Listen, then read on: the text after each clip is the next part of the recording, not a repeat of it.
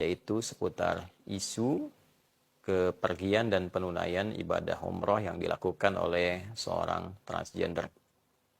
Di video ini saya akan memberikan satu penilaian pada dua hal dan sekaligus menjadi pengingat untuk kita semua, terkhusus bagi seorang muslim dan muslimah.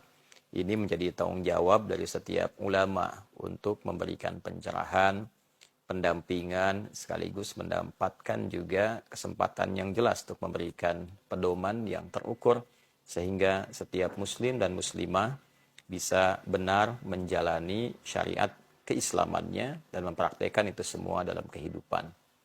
Yang pertama terkait dengan transgender. Baik itu perubahan yang dilakukan secara sengaja dan keluar dari fitrah penciptaan oleh seorang laki-laki menuju perubahan yang diharapkan menjadi dalam tanda petik perempuan.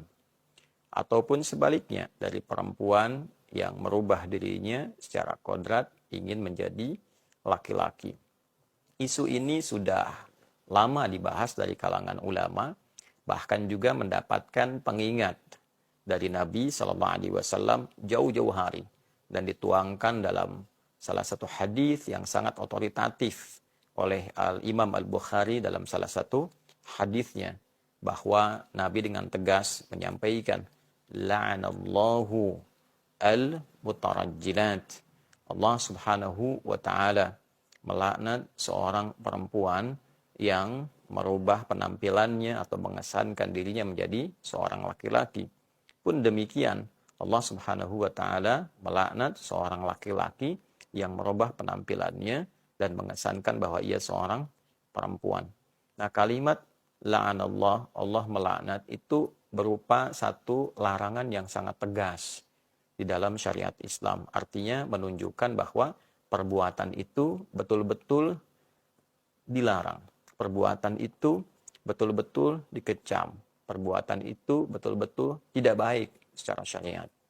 Untuk itu, pada bagian ini saya ingin menyampaikan sesuatu yang sangat penting kepada teman-teman dimanapun berada, yang terkadang seringkali misalnya ada bisikan-bisikan atau pengaruh-pengaruh lingkungan yang berupaya merubah tampilan keluar dari fitrah.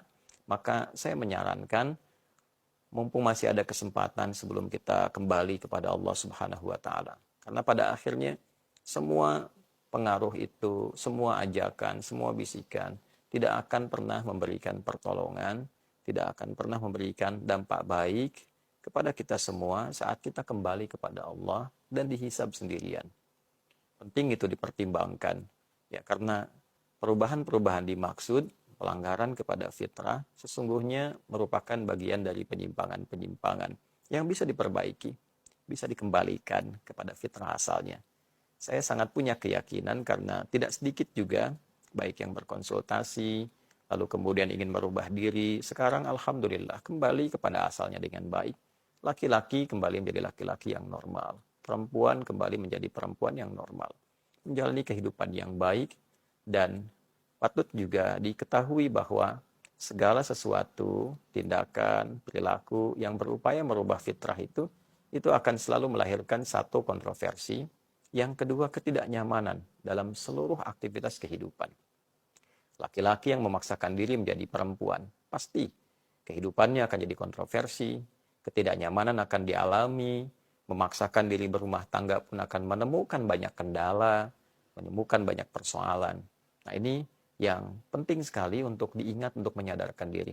Jika apa yang kita lakukan selalu ada persoalan, ada masalah, kontroversi, bahkan menyalahi hukum umum yang terjadi dan membuat kita tidak nyaman, artinya ada sesuatu yang mesti kita perbaiki. Yang kedua, terkait dengan penunaian umrah. Ini saya bagi kepada 3 bagian utama. Yang pertama, untuk hukum tentu tidak sah. Saya ulangi, untuk hukum tentu tidak sah umrahnya. Sangat jelas diketahui bahwa dari segi untuk mikot saja, mikot itu mengenakan pakaian ihram kemudian berniat di tempat kita yang telah ditentukan oleh Nabi SAW untuk berniat. Ya, seperti kalau dari Madinah ada Bir Adi atau Dzul Hulaifah, dan di tempat-tempat yang lainnya ada di Tan'im, dalam mikot itu kita mengenakan pakaian khusus untuk berumrah. Lantas kemudian kita baru berniat ya masuk masjid tunaikan sholat 2 rakaat ataupun tidak harus menunaikan sholat kemudian kita berniat. Nah, syarat mengenakan pakaian ihram ini tidak terpenuhi oleh laki-laki yang berupaya mengganti dirinya menjadi perempuan. Pakaiannya sudah salah. Kalau perempuan berupaya menjadi laki-laki juga auratnya terbuka. Pakaian sudah keliru, sudah melanggar ketentuan syariat. Jadi jelas dari segi penunaian hukum tidak sah untuk dilakukan. Yang kedua, sangat berpotensi melahirkan dosa. Nah, ini yang harus diketahui dengan sangat komprehensif, sangat menyeluruh bahwa peluang-peluang alih-alih mendapatkan pahala dan penunaian kebaikan justru yang banyak dihasilkan itu kontroversi dan dosa. Ya, bagaimana bisa Anda bayangkan seorang laki-laki menyatu dengan perempuan? Ya, lalu mungkin juga dalam kondisi-kondisi yang aurat-aurat tertentu bisa tersingkap di kalangan lawan jenis gitu ya. Kemudian juga bisa menimbulkan fitnah. Nah, ini yang paling berbahaya. Nah, jadi alih-alih mendapatkan pahala bisa berpotensi juga melahirkan dosa. Dan yang ketiga, ini yang juga paling penting bisa melahirkan fitnah yang luas. Ya, ini datang dari Indonesia, datang ke tanah suci. Dia tidak hanya membawa nama dirinya saja. Ya, bukan hanya pribadinya yang dibawa namanya, tapi juga dia membawa nama negaranya, nama bangsanya, nama masyarakatnya. Bisa dibayangkan bila kemudian diketahui ada transgender dari Indonesia dan diketahui pemerintahan setempat. Lalu kemudian mendapatkan penilaian, hukuman dan sebagainya. Tentu yang repot juga akan negaranya, masyarakat kita juga, dan juga penilaian dari negara-negara lain. Kan? Ada negara dengan mayoritas muslim terbesar, ya, jumlah umat Islam terbesar di dunia, ya, mengirimkan sosok yang kontroversial berangkat menunaikan ibadah umrah. Nah, ini penting untuk disadari oleh semua kalangan. Karena itu, yang pertama, saya mendoakan semoga kita semua senantiasa dilindungi oleh Allah Subhanahu wa taala. Nah, perlindungan dari Allah itu butuh respon kita untuk cepat meraihnya, mendekati Allah. Maka dari itu, saya sarankan dan tegaskan sekali lagi, tidak harus memaksakan diri keluar dari fitrah. Kembali, perbaiki diri, lalu berusaha semaksimal mungkin untuk bisa menjalani kehidupan kita dan menguatkan diri sesuai dengan fitrah lahiriah penciptaannya. Laki-laki sebagai laki-laki, perempuan sebagai perempuan. Dijalani, disyukuri, dinikmati. Hidup hanya sekali, setelah itu kita meninggal dan mempertanggungjawabkan semua perbuatan kita di hadapan Allah. Yang kedua, saya memberikan saran kepada travel-travel, jangan hanya mencari keuntungan atau popularitas tertentu dengan mengendorse dan sebagainya. Diseleksi lagi, justru memberikan peluang dengan kesengajaan, dengan kesadaran, dengan pengetahuan, itu menimbulkan potensi dosa juga dan hal yang tidak baik. Dan terakhir barangkali untuk pemerintah, baik di Kementerian Agama atau sekarang juga sudah ada badannya ya, Haji dan Umrah, juga bekerja sama dengan imigrasi, mohon diberikan pengetatan ya supaya nanti tidak menimbulkan konsekuensi yang tidak baik dalam hubungan antar negara. Apalagi yang dibawa citranya ini kan terkait juga dengan citra bangsa, citra negara. Saya kira ini yang penting untuk disampaikan. Saya tidak berusaha membuat video ini untuk mereaksi, tidak.